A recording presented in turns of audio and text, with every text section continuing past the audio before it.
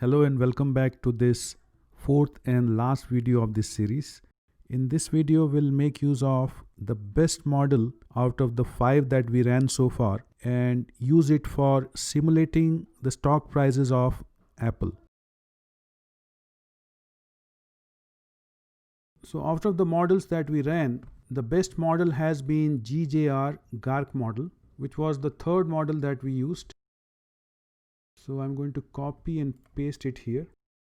So let's run specs, run M. So let's treat this model as our final model. So I'm going to save within S final the specs S. We are also going to use set fixed S final as dot list coefficients of model M. So we have stored coefficients of model M in S final. And these were the coefficients of this model. Let's compare 1 year forecast for 2 different years. We'll use F 2008 to store forecast based on 2008, and we are going to use UGARC forecast where data is equal to return and data till December 2008, and fit or spec equals S final that we have used, and we want to make a prediction for next 1 year. In 1 year there are roughly 252 trading days. Also let's copy and paste and do this for 2019.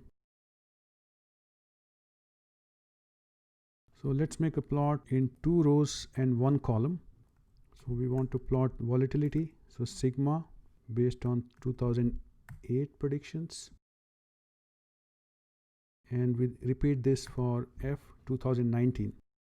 So if you remember, in 2008 we had very high volatility. So it was forecasted that after 2008, for next 1 year, the volatility is likely to fall. Now at the end of 2019, the volatility was low. So based on the forecast, it is expected that the volatility is going to increase in 2020. So basically in the long run, the volatility is expected to go towards the average. Let's store results of simulation in SIM. The function that we are going to use is called UGARC path.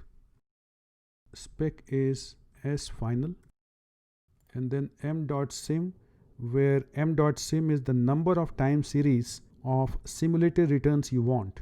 Suppose we want 3 different simulated returns, let's say 3.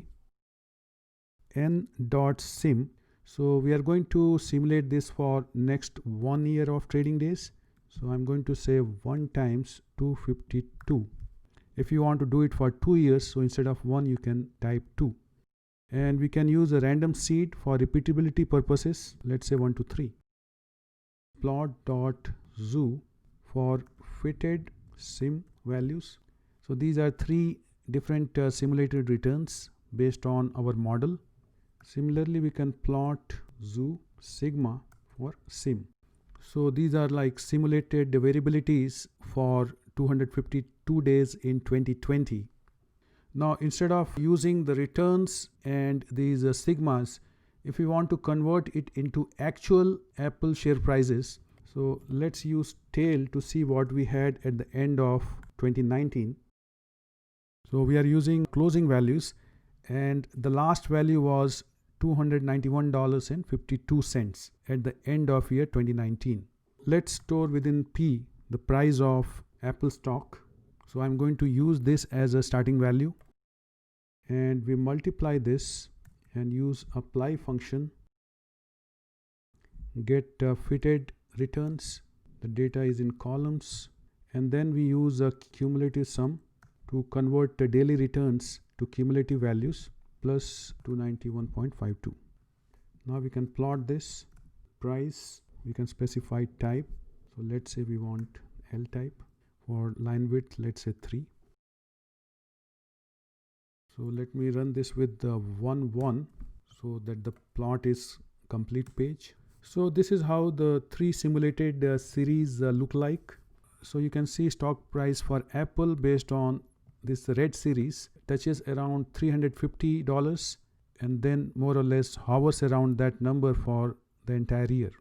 As per the green line simulation, in fact, it continues to rise over $400 and then falls back towards $350 before going higher towards the end of the year. And the black simulated line in fact provides the best result out of the three. So as per the black simulated line, Apple may see a stock price of over $450 before end of 2020.